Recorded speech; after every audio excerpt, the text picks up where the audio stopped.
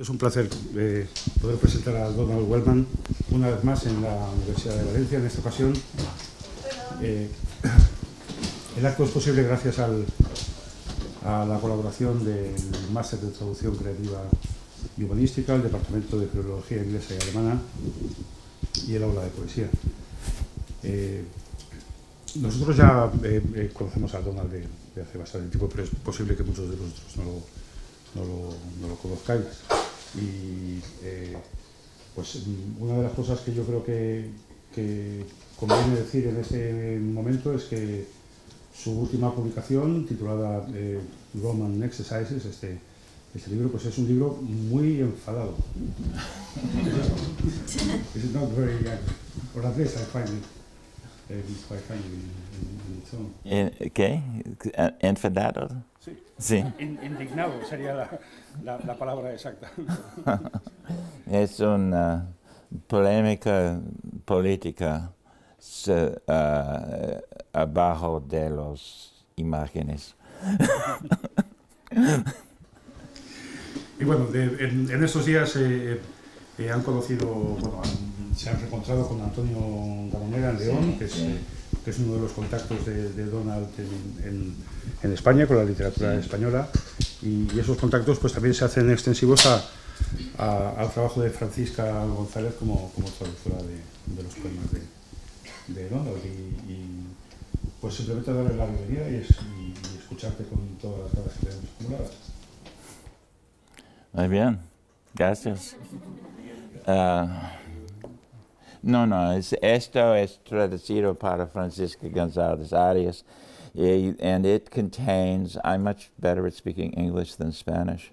I can order in the restaurant and things like that, but this contains some of the poems that were in the packet I sent out, as well as many others. There are 40 poems in Spanish and English language versions, and the editor was Nicolas Esteves there, and there's Grand and Carmen for your help. Gracias mucho was the production through the Librería Javier Coy, aquí en Universidad de Valencia. So it's un gran libro, and it contains some of the work that I sent. I sent some very recent work. I'm going to begin on a different note, maybe more approachable if the book doesn't disappear. I associate an island off the coast of Maine called Cranberry Island in the vicinity of Acadia National Park. It's practically into Canada with my home. And indeed, some of the poems in Ramando de Noche are in this book too. So Ramando de Noche is a nice anthology. And I'm going to begin this way because I want to give you a sense of the sea. So this will be unexpected to you. Meis be miservun sothgid sejan huich jab dagum forthwil throere thona them shivu beim cleavum knozath nero nicht wacko hebe gebeden. That's Anglo-Saxon. This is from one of the earliest seafaring poems in the English language. The trip was taken in order to prepare a spiritual journey, we can call it. And I'm going to read from my English translation. I see myself as an experimentalist. You see, the poem is on a grid. It turned out I had a dream when I came back from teaching in the Caribbean, and an old sailor was reciting the poem to me that I just read to you in Anglo-Saxon. And it took exactly 31 characters to do one line of his poetry. So I continued the whole translation in lines of only 31 characters each, which is an innovative prosody. I want to speak the truth to tell about my travels and the hardships which I have endured, the feelings in my breast when I heard the keel groan, terrible heaving of the sea, nights I had to keep a close watch narrow nicht waco, clinging to the prow when the boat plunged, seas breaking over ledges. Chains of ice held me fast by the legs, iron fetters of frost. Sorrow, sighing, hot in the heart, like fire, I fought hunger and mind, sea weary from watchfulness. You who have it also easy on land don't know how poorly I fared on the cruel winter seas, loneliness, longing for close friends. That's 1/10 of the original. But that's my island and my life as a boy on the sea, as much, probably not as dramatic as that. So I'm going to read I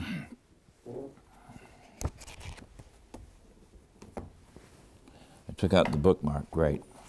Some poems from the island before I continue.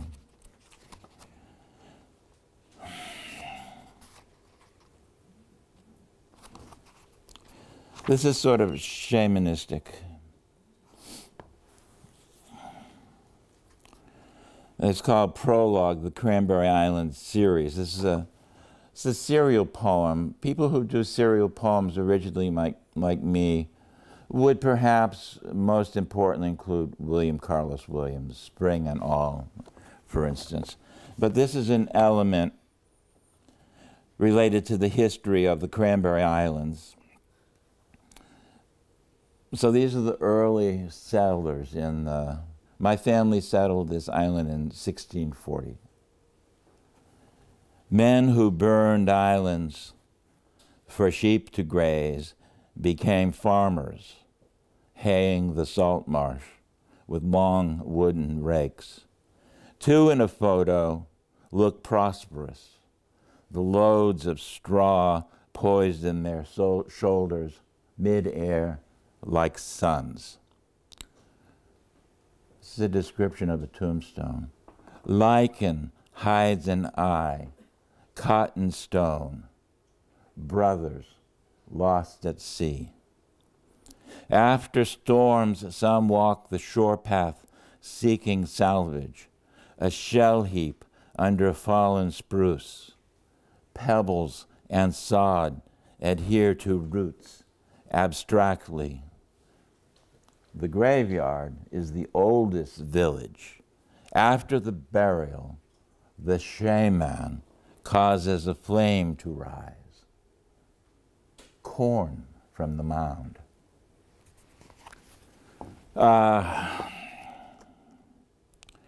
So that's it. The oldest settlement in these areas of the Northeast were in fact around graveyards.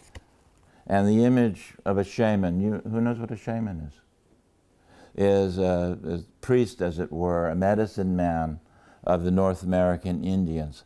So there's this connection between life and death when a flame, which is actually a new shoot of corn, rises from the mound. I have another poem in this book that I'm contemplating reading in Spanish, if you don't mind. It's dedicated to my brother, and I'll tell you the punchline right straight out, who died extremely young because of exposure to what we call Agent Orange during the Vietnam War. It has a nasty effect on your body, this dioxin that they use to kill off vegetation. Mi hermano William, ahogándose dentro de la máscara del respirador con la cara que ya no era suya, la fue alguna vez, sus sonrisas, sus lágrimas, padeció como nuestro padre, los muchachos perdidos, no amados, designado a cortar los maderas empapados en la pesticida que devoró su piel, insensatos y enterrados Vietnams, emisario de una bondad ilimitada, abyección inexorable, promesas imposibles, masajeo tus pies, se ponen fríos como carne, tan similares a los míos, a los de nuestra madre. El cuerpo materno consume a sus hijos.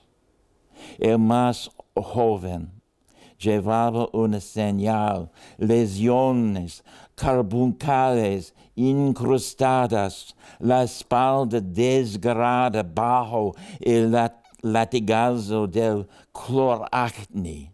Sacrifiquemos a este, dijeron, gloria o redención, las mismas mentiras de siempre. Duele tener hambre desesperada, estómago y testículos, seleccionado a ser abofeteado. Hunde la mente, la historia lo marco, no la proclividad. No puedo impresionar a los señores narcotizados de su unidad, de tal forma que dolía, enyugado, arrastraba piedras para un muro de contención, su cárcel. Otros, igualmente sin hogar, lo reconocen como hermano. Should I read it in English?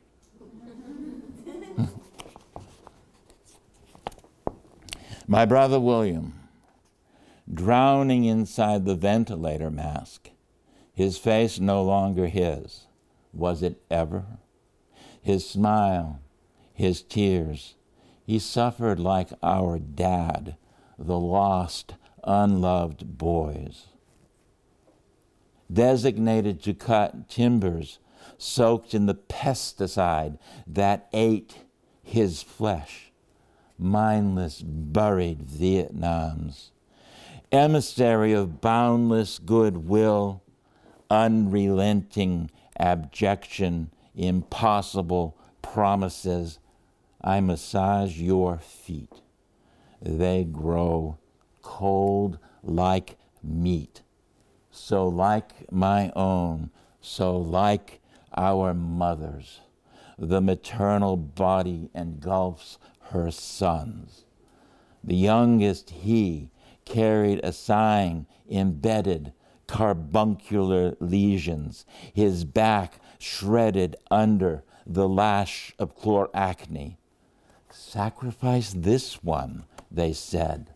Glory or redemption, the same old lies. It hurts to be desperately hungry, stomach and balls, selected to be slapped around.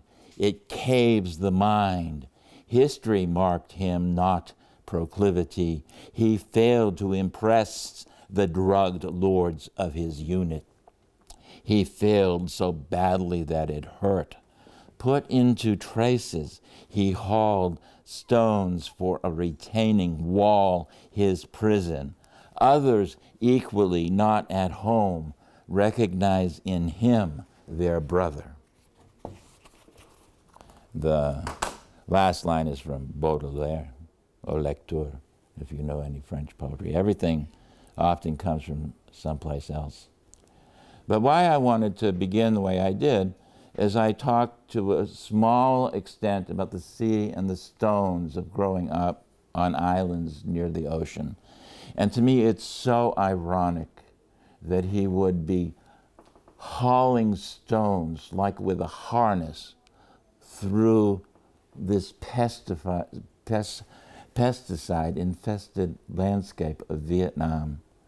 So we go from this noble story of the first settlers of the Northeast and their gravestones and the poetry of those gravestones, which includes sometimes even the poetry of Emily Dickinson, to this horror story of our modern world, typified for many by the American war in Vietnam. If you want to ask me a question before I go to the next part of the program, you may.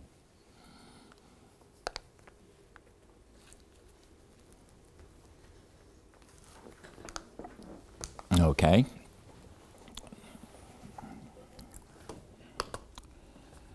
I've changed the first poem that some of you have read from Roman Exercises for one reason or another. And you may or may not know that the fourth book of, I think it's the Eclogues by Virgil, is a treatise on beekeeping. Virgilio is a treatise on beekeeping. So why it's called Roman Exercises is that every poem has a mandatory reference to some aspect of beekeeping. And part of the game of reading the poem is to wonder how and when will bees enter this particular set of verses. I don't know. That was fun for me in translating it. So I've created a sort of macronic version of the first poem, Roman Exercises. Virgil advised, be not loath to saturate the arid soil with dung. Virgilio advirtió no ser reticente a impregnar la tierra seca con estiércol. No. Scatter charred ash over weary fields. Esparce ceniza quemada sobre campos cansados. Isn't that a beautiful image? Campos cansados. For Spanish speakers as well, I hope. The adulterated blood of dead bulls generates flies. La sangre adulterada de toros muertos genera bichos. Bones gleam, huesos brillan. Ants feed on honeyed treacle, yellow amanita, sun-carved land of water ribbons. Travelers on that dusty road trudge, heads bent, ascending stairs of light. Choral hum, tarareo choral. The hive bends the bough, liquefied song. La colmena curve el ramelete, canción licuado. Celestial design, Pythagorean remnant. The beehive cluster is a cloud, pollen blown from willow catkins, the main celestial object in the 23rd lunar mansion, Guichu. I'm practicing what I'm starting to theorize as a translinguistic poetics, where so in this one you would have some Latin, you would have some Spanish, you would have English, and surprisingly at the very end it's the Chinese word for the beehive cluster, which is in the sword of Orion, and is the closest nebula to Earth. So you may ask questions about. So this is on the same theme of Chinese astrology. Why am I into Chinese astrology? That's a good question. I don't know. The preface to the a book of alchemy from China, Alchemy, was written by Carl Jung, and it turns out to be a key to much modern poetry. I'm a specialist in a modern poet called Charles Olson, and there are people in the city of Gloucester, where I go to all the time, who study and practice Chinese alchemy. I can't remember the name. It's sort of the Black Notebook or something. It's one of the ancient Taoist alchemy texts. So this comes from the same kind of sources. So not only is my poetry translinguistic, it is difficult, but I think it can be fun when I read it too. Cosmic threads. So you know, if you're a kid in America, Norman Rockwell's America, you go fishing with your dad. And one of the things is you have these little trays, and often it's exactly like an ice cube tray. And in that tray, you put the different baits and lures you're going to use when you're casting. In the vinyl cells of an ice cube tray, among hooks and sinkers, were bees of a Merovingian design. Well, you should know that the bee of a Merovingian design goes back to the earliest dynasties of French royalty and was taken by Napoleon as a symbol of his own immortality. Who else is here in this poem? And there's a story, sort of from Chinese. There are two stars. One is Vega and one is Altair. And they're situated on the different sides of a river. And the river is the Milky Way. And it's the longing of Vega, the woman, for her lover, Altair, that's partly responsible for the changes of seasons in the night sky. Cosmic threads. In the vinyl cells of an ice cube tray, among hooks and sinkers, were bees of Merovingian design, immortal like the golden bream that graced the emperor's pool. Napoleon at Versailles, or Yu Huang, the jade emperor, who dims the Milky Way, the seventh day of the seventh moon. Who knows the efficacy of the formula that turns lead to gold, unless she stands back like Vega in her longing for Altair and tracks the shadows on the lawn where bulls decay and spawn the humble bee. So you see, it ties right back to Virgil and the dung, spawning the humble bee. And it's full of alchemy, right?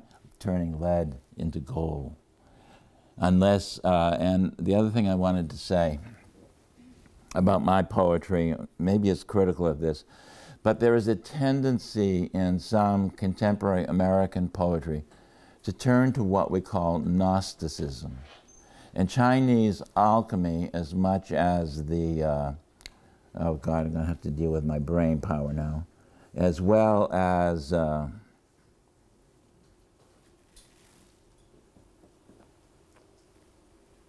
the Sufi magic among Islamic societies, Sufi magic or Sufi rituals may well predate Islam and actually have a common root with early Chinese mysticism about the different colored jewels and different segments of the night sky. So there is a tendency among very materialistic people who feel we live in such a mechanical and materialistic world. Well, we want to be spiritual, we want some magic in our life, so we turn to things like Chinese alchemy or Sufi whirling dances just to put some ecstasy into these fucked up modern days. That's the thread behind these poems. What poem did many work, you say? I think there's a translation of this poem. Oh, well, let's hear it. Did someone try to translate that into Spanish? That would be great. Creo recordar haber leído una versión española de Cosmic Threads. No sé si... Pues, si la puedes leer, bienvenida.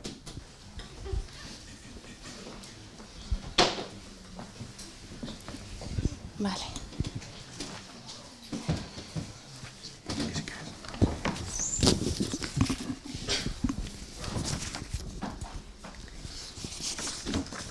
Bien.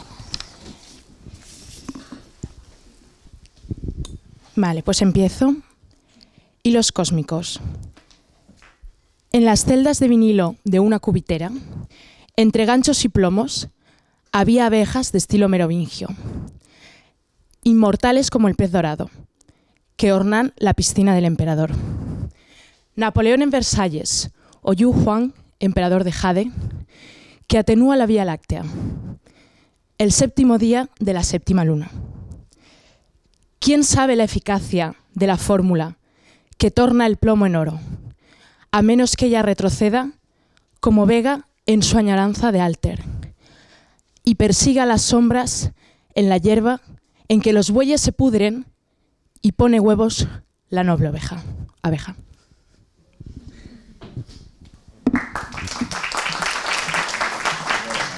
May I have a copy?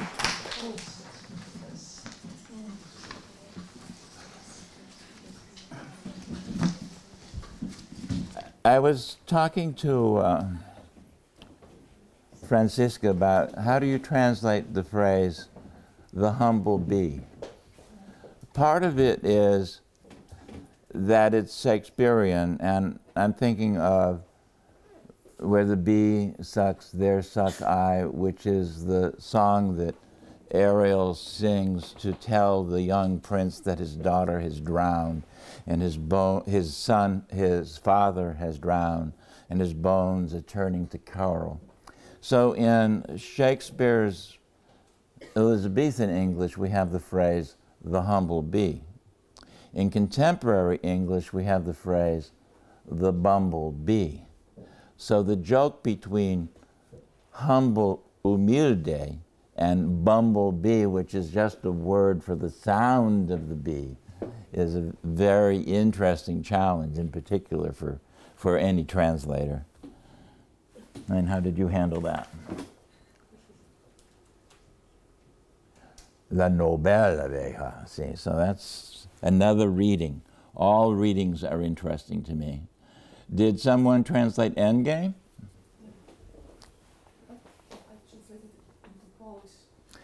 Mejor.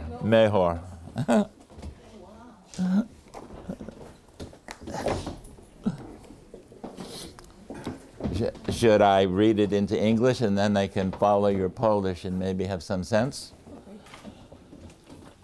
Endgame is a reference to, and a lot of the poems in this book are reference to what you might call a post-apocalyptic world, after time and industry and civilization have stopped.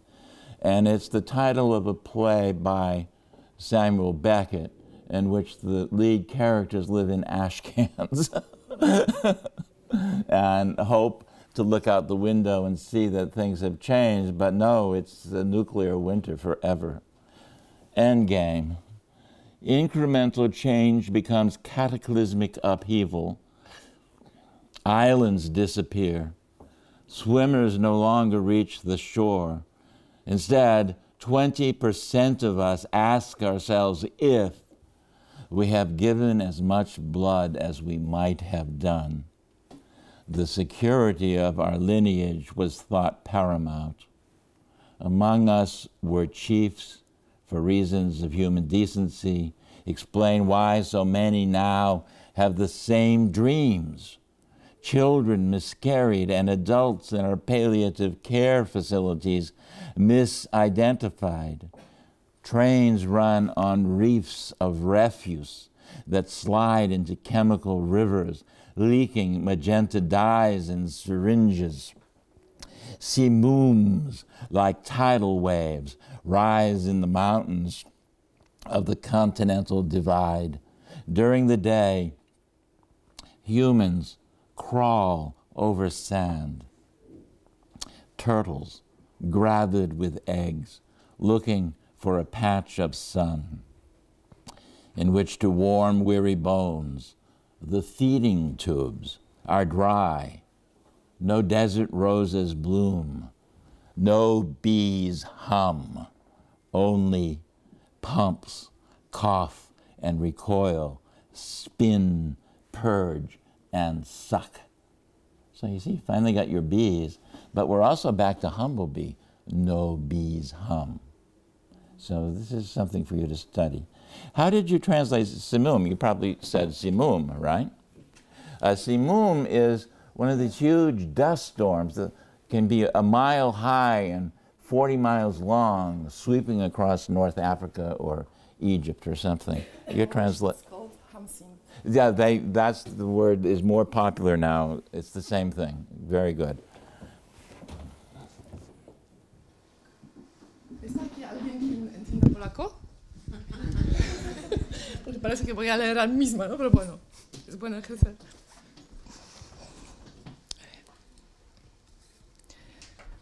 Końcówka. Stopniowa zmiana staje się katastrofalnym zamętem. Znikają wyspy. Pływacy już nie docierają do brzegu. Zamiast tego 20% spośród nas zadaje sobie pytanie, czy oddaliśmy tyle krwi, na ile to było możliwe. Bezpieczeństwo naszego rodowodu uważano za nadrzędne. Między nami byli wodzowie. Dla ludzkiej przyzwoitości wyjaśnij, dlaczego obecnie tak wielu ma te same sny. Dzieci poronione i dorośli w naszych ośrodkach opieki paliatywnej niezidentyfikowani. Pociągi mgną po rafach odrzucenia, sunących do chemicznych rzek. Wyciekający karmazyn farbuje i rozpryskuje się. Podmuchy Hamsinu, niczym fale przypływu, wzmagają się w górach kontynentalnego podziału. Za dnia ludzie pełzają po piasku. Żółwie brzemienne rozglądają się za słonecznym skrawkiem, by ogrzać znużone kości. Przewody dostarczające pożywienie są wyschnięte. Nie kwitną róże pustyni. Nie ma brzęczenia pszczół, tylko pompy, kaszel, wzdraganie się, obroty, oczyszczanie i odsysanie. Beautiful.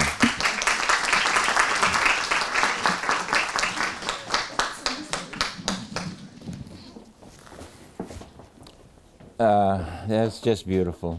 You know, you've been in these hospitals where they have these machines that help people breathe, and they're sucking. And see, I'm thinking of my brother in the first poem, second or third poem I read to you as I use these lines. Or when I say, islands disappear, we're talking about the sailor and the seafarer who went out on this pilgrimage. And the fact of the matter is, the reason he's going out is he had gone out 30 years before and come back and had a good married life, and now he's impelled by his love of Jesus, which I don't share, to go out and try again to have this mystical vision. So this is actually very much beginning like an answer to the Anglo-Saxon poem that I started you off with. Do we have a student who did Hands? Hands is a very interesting, very difficult poem. It relates to what I consider to be my square hands, which I believe are indications of a small portion of Native American blood. My grandfather had a Native American grandmother.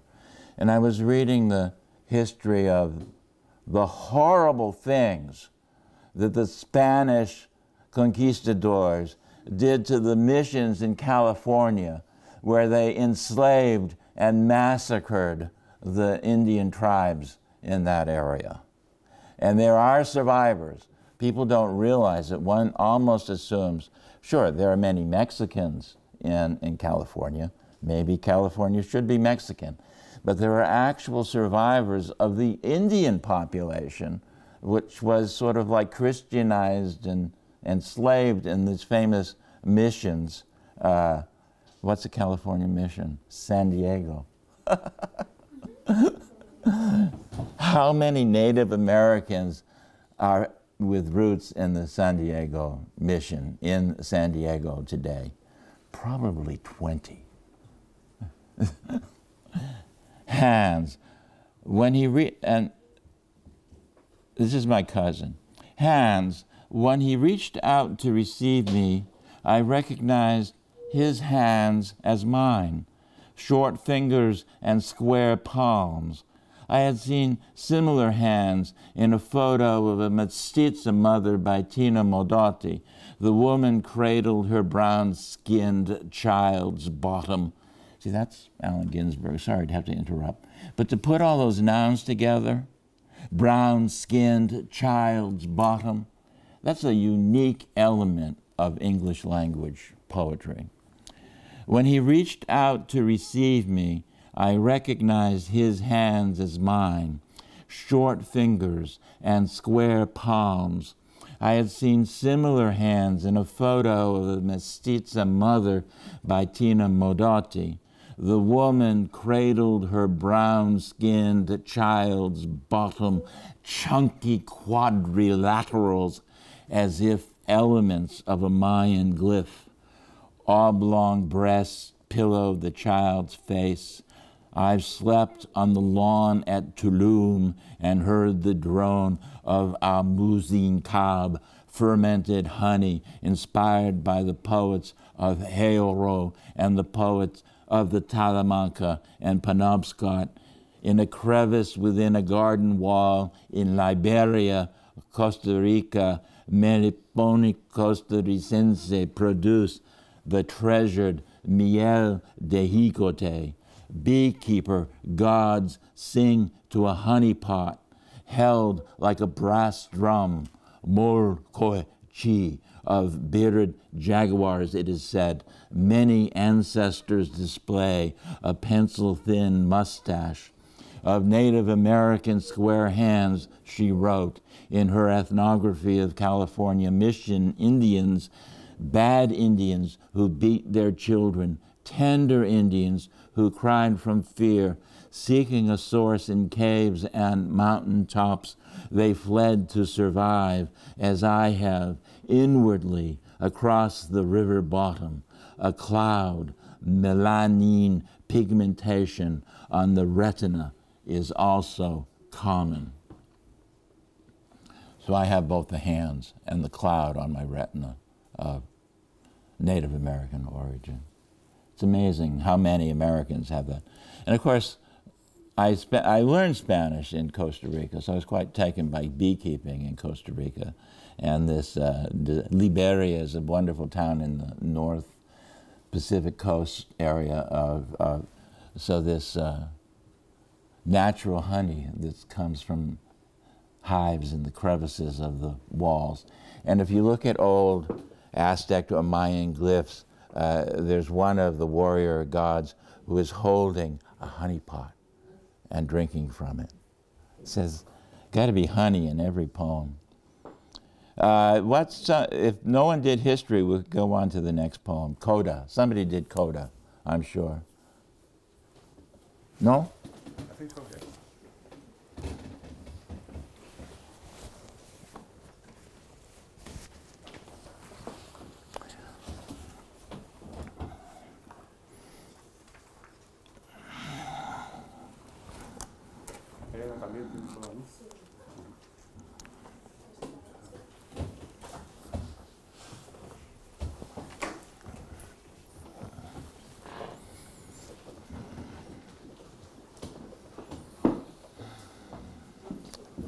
So you're going to translate first, and we're going to see if you got the core joke, or they say in poetry, conceit. What's your name? Elena.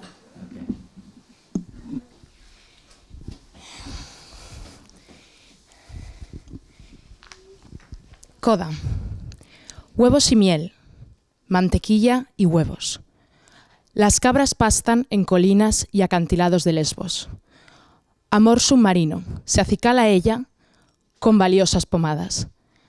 En Renania-Palatinado, vírgenes ofrecen sus lechales pechos a los dioses de la cosecha. Querubines de ambos sexos mordisquean los pies de Venus. Marte cautivo, trozos de paja en su barba de miel. Una fantasía ha promovido el mercado desde los primeros días del Imperio Austriaco.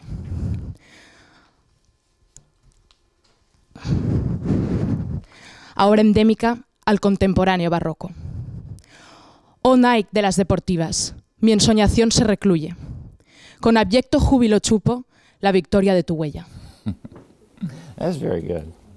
Very good. So there is this famous painting by Paolo Veronese, who painted for the royalty of the Austro-Hungarian Empire, and it has this figure of the Virgin, of Aphrodite, with milk pouring from one of her breasts, and Mars is looking up. But the funny part of the story is that Nike has become this successful brand name for be all you can be. So how did you translate the last line? Con abyecto júbilo chupo la victoria de tu huella. That's beautiful. Great. Again.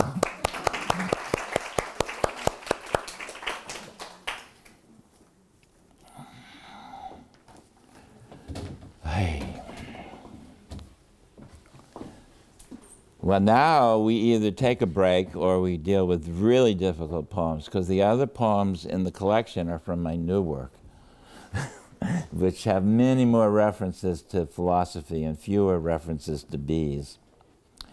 But also, I maybe should stop and read to you, as people around here love Antonio Galmoneda so much, I could read a few lines of his poetry.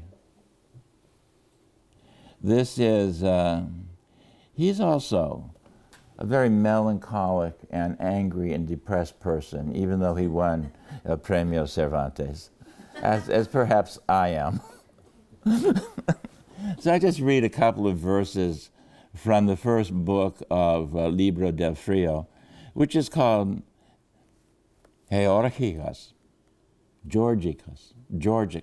which is another poem by Virgil. I don't know why we're going in circles with Virgil. Tengo frío junto a los manantiales, he subido hasta cansar mi corazón. Hay hierba negra en las laderas y azucenas cárdenas entre sombras, pero ¿qué hago yo delante del abismo? Bajo las aguas silenciosas, la inmensidad carece de significado. See, I wasn't the only gloomy poet, isn't that? I am cold beside the springs. I've climbed until my heart wearied. There's black grass on the slopes and blue lilies in the shadows, but what am I to do before the abyss? Below, silent eagles, immensity lacks meaning.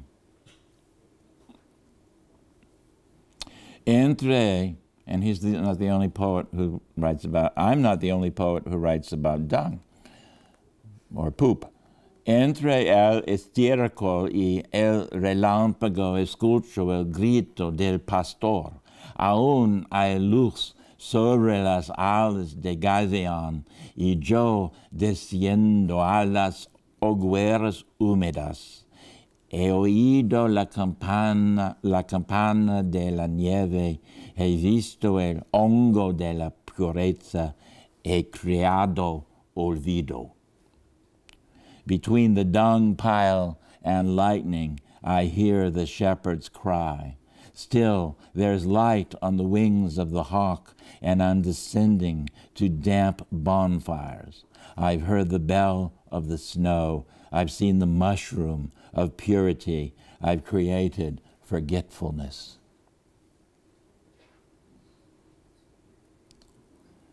Ante las viñas abrasadas por el invierno, pienso en el miedo y en la luz, una sola sustancia dentro de mis ojos. Pienso en la lluvia y en las distancias atravesadas por la ira.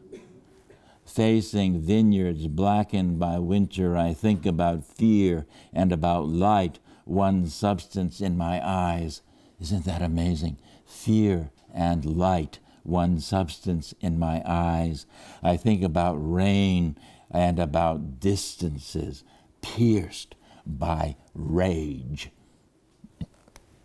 Well, you see, I could go, this book of his is his best book, and it has not yet been translated into English, though you can buy it in Spanish, Libro del Frío. It's an amazing poem. I think it's the poem is the reason why he received the Cervantes Prize. So the question is, do we go back to my own work, which some of you have read, or even work of mine which none of you have read? Are you up for giving me 10 more minutes? All righty.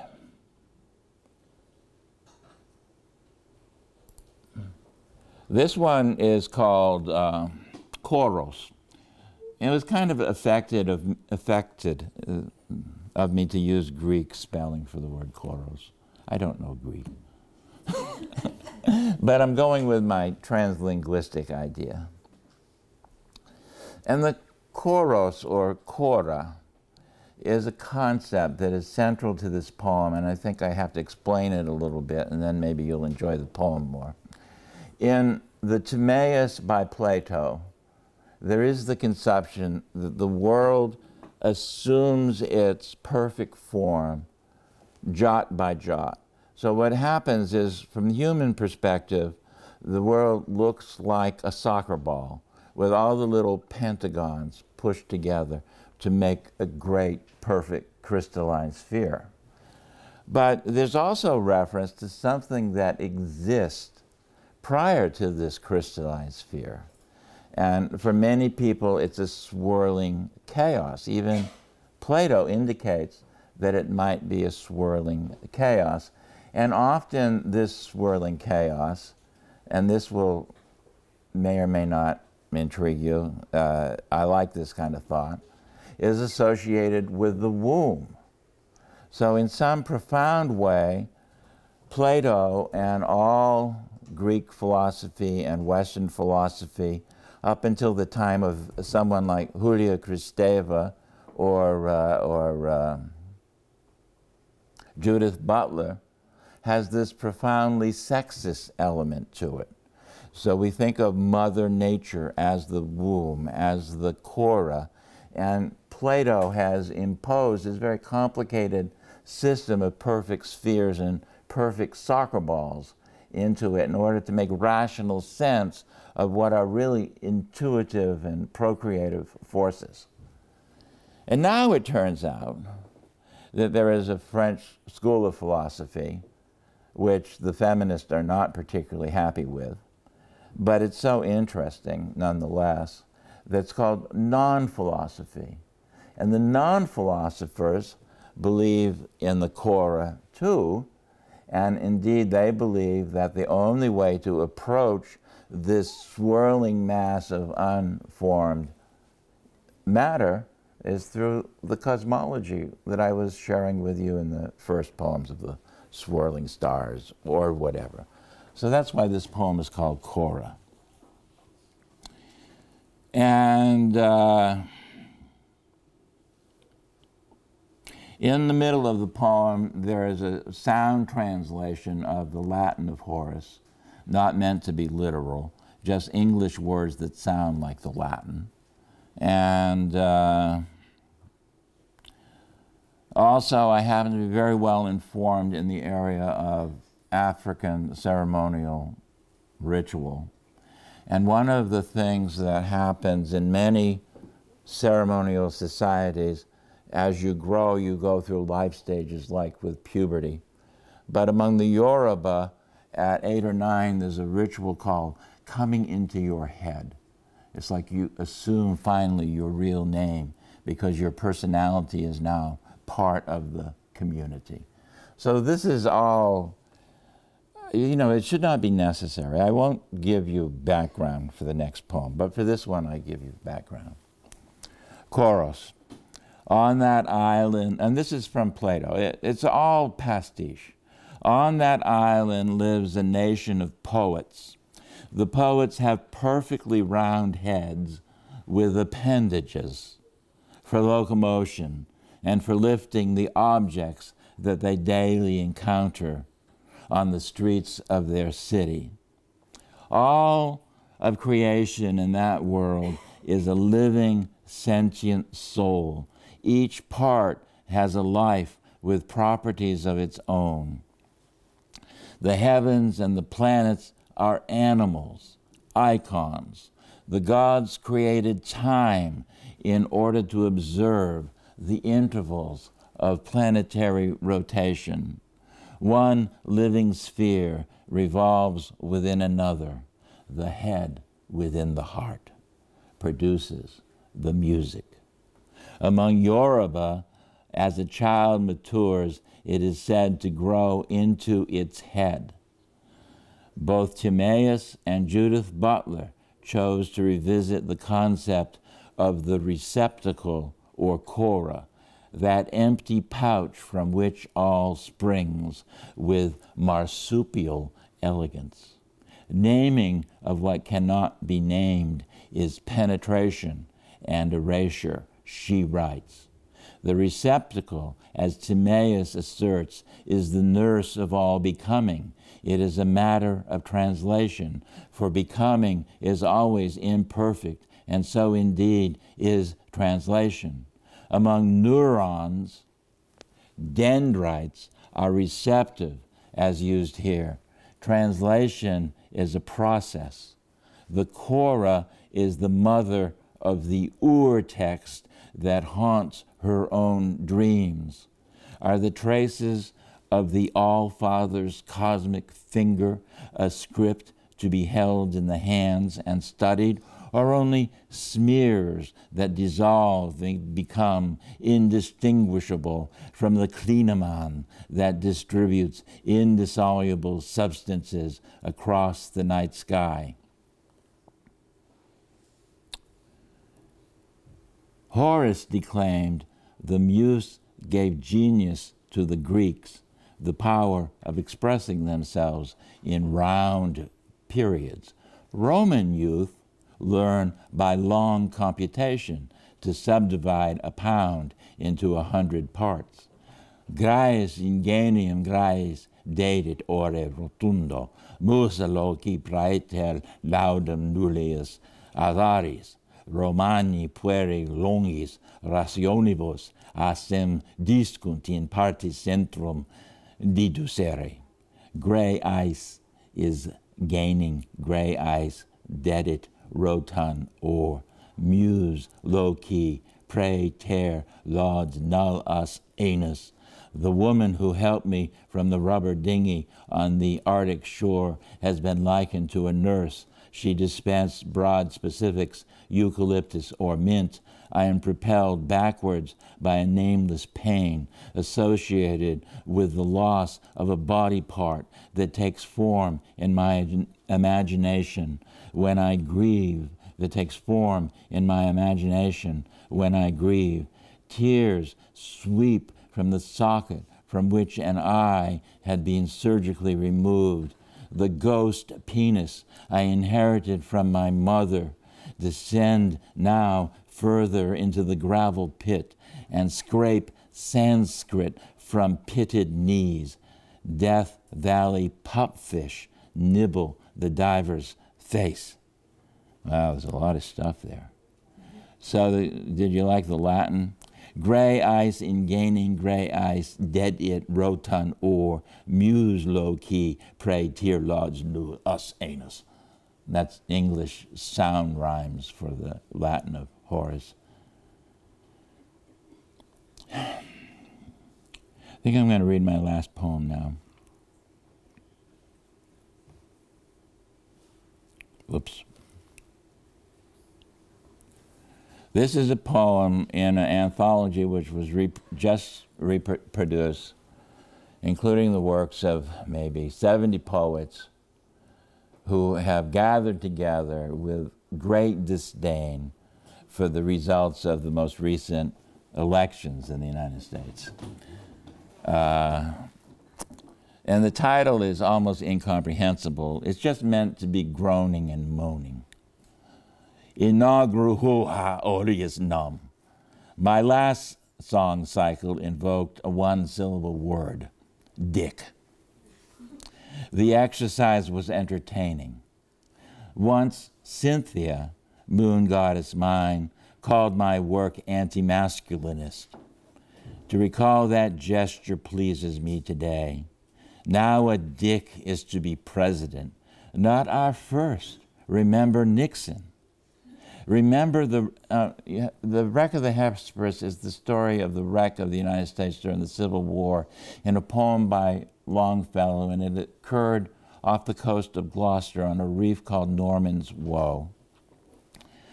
Remember the wreck of the Hesperus, foundered off Norman's Woe. I am a Donald and also a Dick. Go figure. The history of Gloucester and the history of this nation are founded on rape and confiscation. Resources plundered and shipped on leaky tubs to Liverpool and Barbados. Calculated returns and logarithms. That's what Horace said. The Roman youth learned accounting and numbers. The Greeks learned elegance. Calculated returns and logarithms, the force of commercial exploitation. Slavery. How is a poor boy to make a living? Or girl? Or queer? Ask Longfellow. Ask Olson. Emily Dickinson. What hides behind the patriarchal beard? Imagine the circus, Schill, if you will, and the fall of Rome. The polis we thought we saw in our eyes has become a heart-wrenching charade. Oil slicks form rainbows in bilge water. Enormous aluminum letters anodized as if gold. Fake. What is not fake when walls of ice fall sheer off Greenland's shore, far, far away, as in the old song, cake crumbles before our eyes. Rage, rage, so we were once taught, is futile. It is not.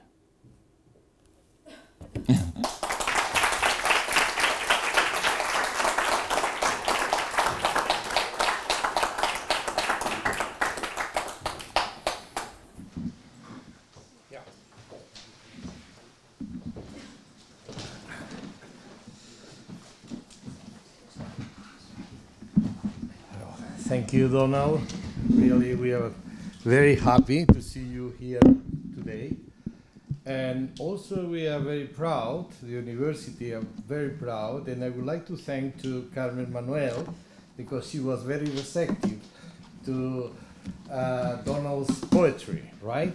So we managed 2 years ago, last year was, Miguel Teruel, Francisca, and me, and yeah, somebody else, and Donald, right. We managed to gather some of the most important poems, Donald's poems. And I would like to tell you that really is a quite good book. And then you have a wonderful introduction. It was written by Donald's friend, David Rich. Rich. Yes, if you want to to tell something about him. Well, as I mentioned, Gloucester in the last poem and other times, Gloucester is the home of Charles Olson, who is the great epic poet in the tradition of Ezra Pound and William Carlos Williams. Now, many of us meet in a workshop that used to be Olson's property, and not only are there great poets of all ages that we meet together, but there's an exciting group of young men and women, and David Rich was one of them, and he wrote this gorgeous introduction to Remando de Noche. I've appointed him my literary executor. He reads things that I've written with so much depth, and he continues to do so. It's great to have a community that's not in a university with 20 or 30 participating poet scholars, which is what we now have in Gloucester, Massachusetts. Yeah, well, you see, if you have a look at the book, if you buy it or if you read it, and then you can see really a wonderful frontispicio written by Antonio Gamoneda. He's one of the most relevant poets today in Spain. He was rewarded with the Premio Cervantes in 2006. It is wonderful.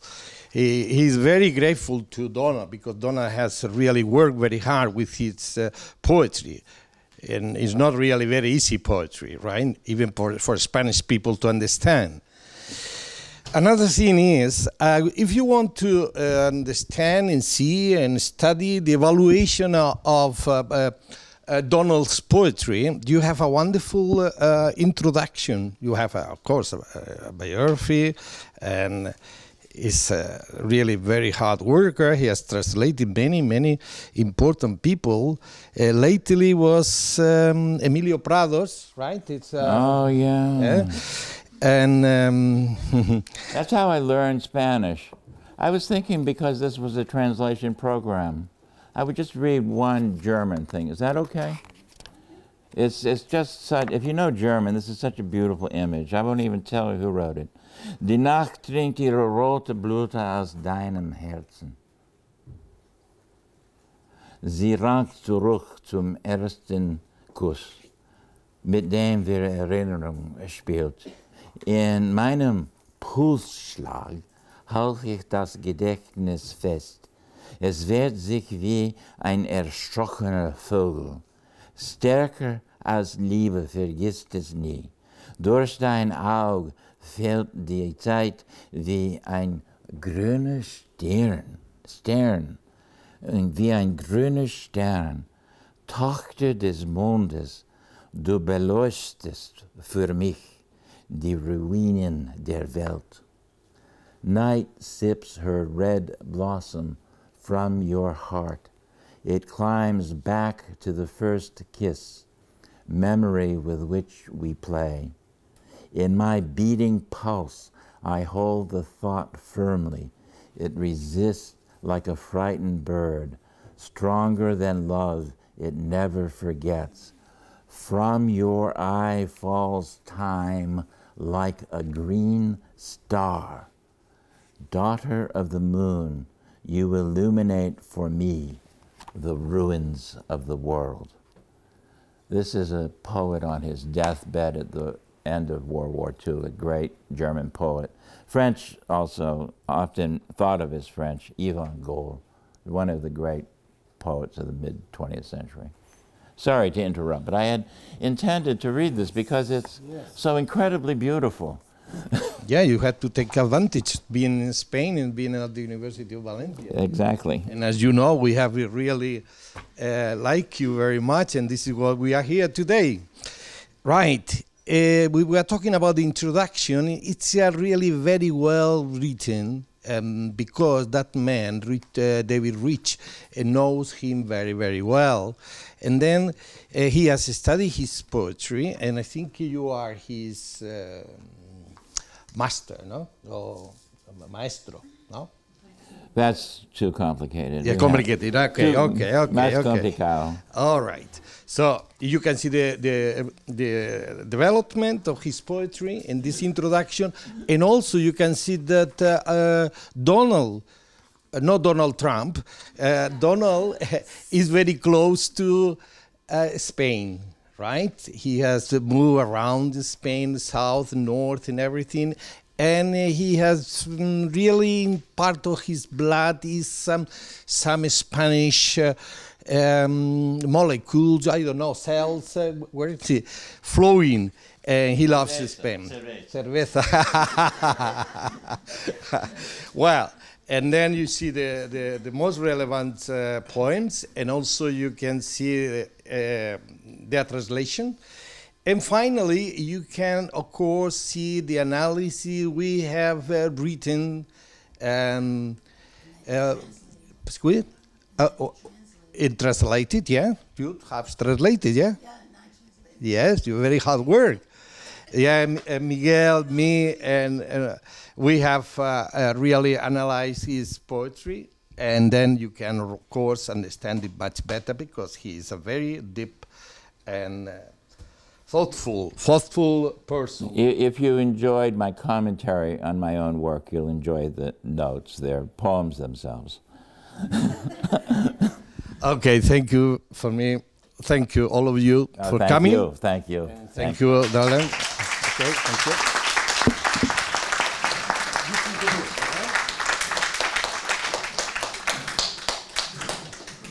Compralo, immediatamente. Antes de cerrar, tenemos there are some Italian translations, I think, of Endgame. Endgame, sí. Galmaneda is translated into 21 languages.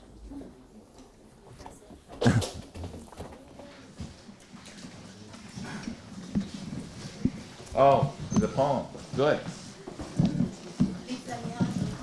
Ah, Italiano.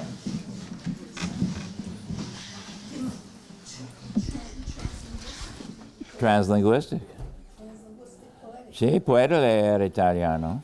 So, finale di partita. Un cambiamento graduale diventa un sollevamento cataclismico. Le isole scompaiono, i bagnanti non raggiungono più la costa.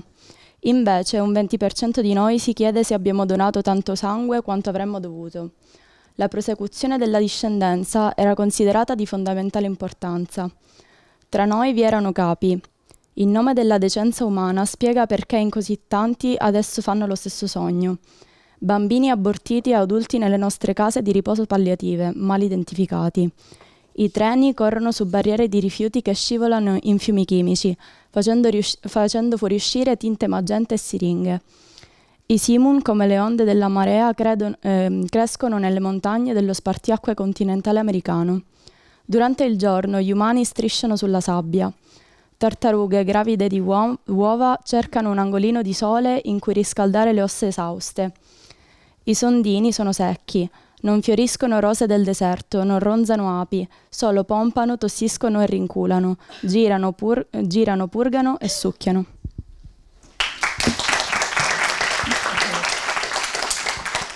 Now you have to tell us what you learned in making that translation. I learned that we have to modify the sentence to make so that it means something in our language. Very good, very good, very good. Yes.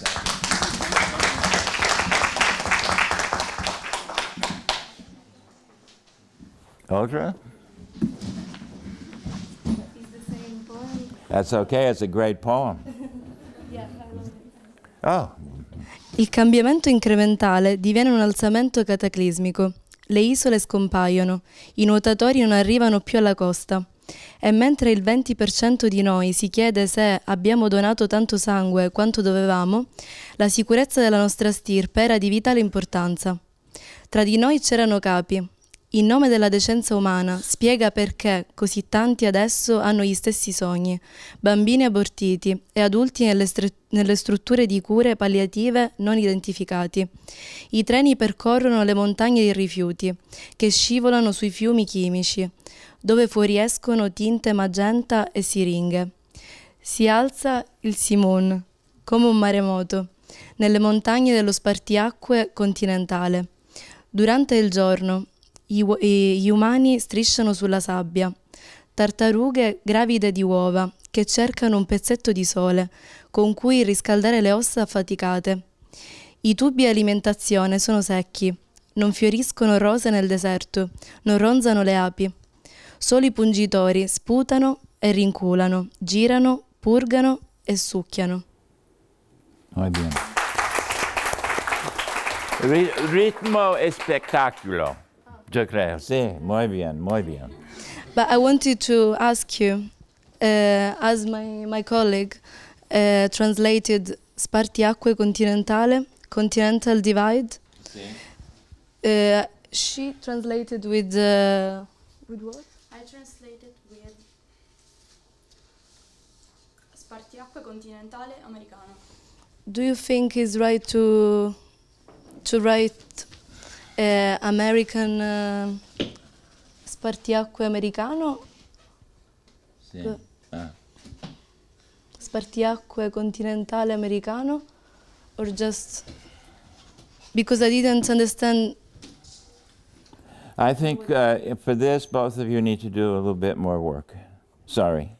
What you need to do is look up the geological dictionaries, words for a major geographical feature. So the continental divide is the watershed. So all of the water to the west flows into the Pacific, and the other direction it goes either It's the Mississippi-Missouri Basin. And I believe there's probably a geological term in Italian that would be the best term for this. But I don't know. My Italian isn't that good. But I do want both of you to give me your copies. I have read Italian before. I used to read Dante in Solo I pungitori sputano, rincolano, girano, purgano, e succhiano. That was great. I used to read some Italian, but por favor. Thank you very much.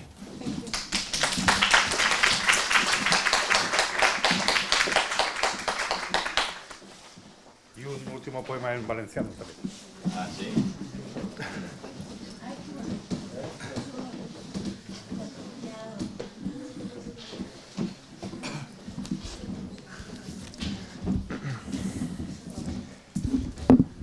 It's the poem about the ice, okay? The last one without title, okay? Oh, I forgot that one. I forgot to read it. You read it. That's beautiful. That's a dream. Yeah, read it in English too. Okay. So, what string cuts like an ice string? Luminous blocks of blue ice, cut from the ice shelf. On this surface, a young priest dances in sealed skin leggings, polar bear cuffs at wrists and ankles. What fish but the Arctic salmon thrives in the waters of Kotzebue Sound, its red flesh flayed on the ice. Ara en valencià. Quin cordill talla com un cordill de gel. Blocs lluminosos de gel blau. Es desprenen de la barrera de gel. Sobre aquesta superfície, un sacerdot jove balla amb malles de pell de foca, braçalets d'os polar als canells i turmells. Quin peix, a excepció del salmó àrtic, sobreviu a les aigües de Kotzebue Sound, la seva carn vermella escorxada en el gel. I was a bit nervous, okay?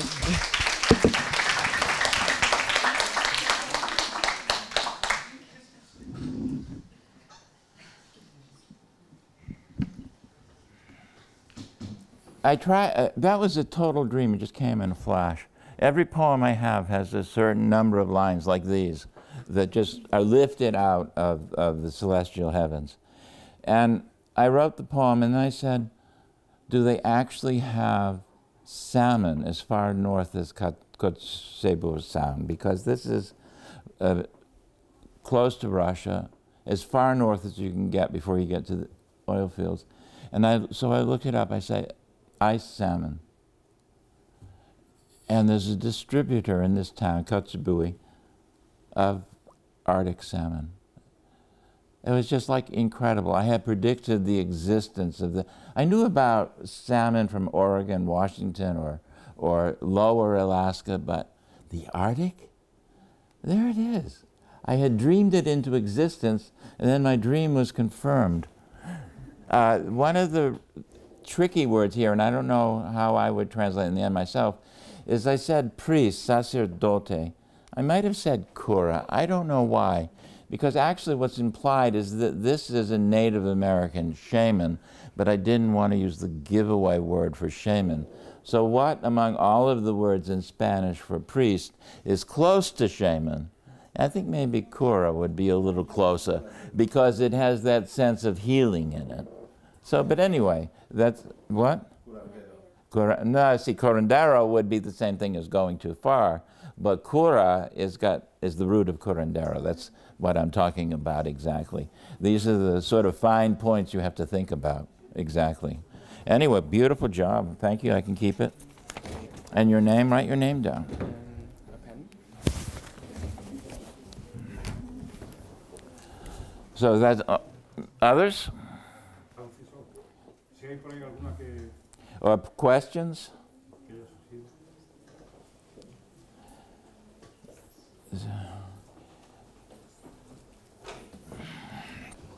Thank you.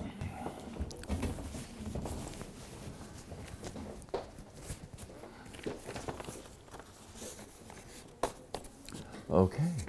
Well, thank you. You were a very attentive and lovely bunch of students. Thank you very much.